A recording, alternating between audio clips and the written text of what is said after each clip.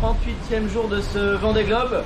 Et la moitié du parcours effectué pour les bateaux de tête, avec un nouveau changement de leader puisque c'est désormais Yannick Bestaven sur Maître Coq qui occupe la première position, juste devant Thomas Ruyant sur Linked Out.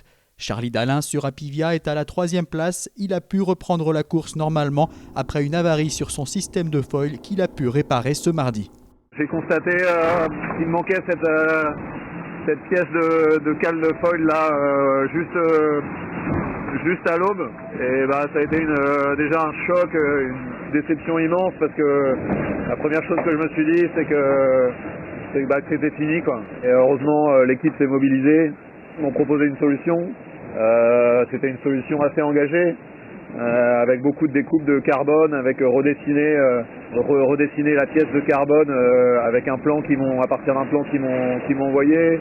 Il a fallu que je me suspende à une drisse à l'extérieur du bateau pour atteindre la sortie de foil au niveau de la coque. Et là j'ai passé un nombre incalculable d'allers-retours entre le cockpit et la meuleuse et cet endroit pour ajuster, pour meuler à droite, meuler à gauche, pour arriver à faire rentrer la pièce, qu'elle soit le plus ajustée possible. Et j'étais un peu à bout de force, à bout d'énergie, et heureusement peut-être une heure avant qu'il fasse nuit, même pas, j'ai réussi à encastrer la pièce, à la sécuriser, et j'ai pu reprendre ma route, et là j'ai déroulé une voile, et après je suis allé dormir quoi.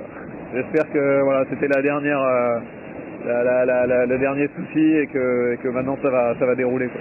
C'est malheureux, on était un bon trio, mais bon, il est pas loin derrière et je sais que Charlie, il a la niaque et il saura revenir. Les écarts sont pas non plus dingues. La course est encore très très longue et bon, il y a Yannick qui va très très vite aussi. Surtout sur du portant VMG, il a l'air d'être très à l'aise et voire même d'aller plus vite que moi, même en bâbord à mur. Donc, écoute, ça fait un bon compagnon de route pour se jauger un peu puisqu'elle est en vitesse.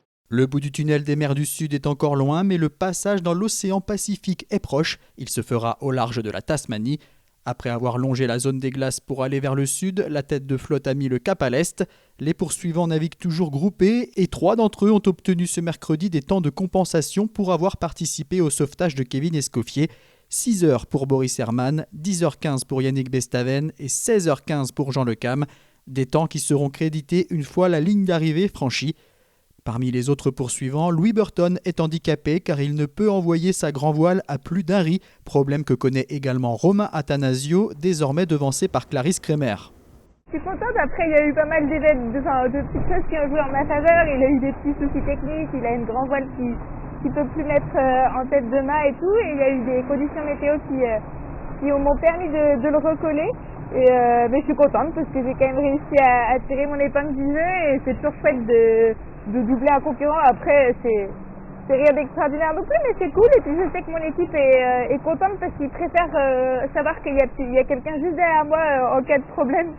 On trouve ensuite Armel Tripon bien seul le long de la zone d'exclusion, puis Alan Roura qui retrouve enfin des conditions de glisse satisfaisantes. Je suis content, ça me rassure aussi que voilà, on a fait des choix qui sont pas forcément mauvais quoi, et maintenant va falloir tirer fort jusqu'à la fin pour essayer de recoller un peu, mais bon, je suis chaud patate, donc ouais, ça le moral est meilleur. Là j'ai repris pas mal de mine quand même là, en 24 heures là, ça a bien tartiné, donc voilà, je suis assez content de moi.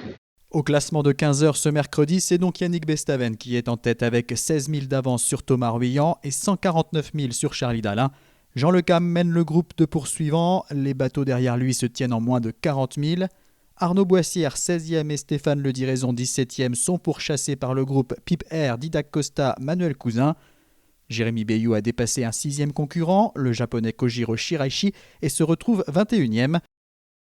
À l'arrière de la flotte, Harry Uzela et Sébastien Destremaux ont été distancés par le groupe Miranda Meron, Alexia Barrier, Clément Giraud. Et voilà, la voile c'est un sport, il n'y a pas photo.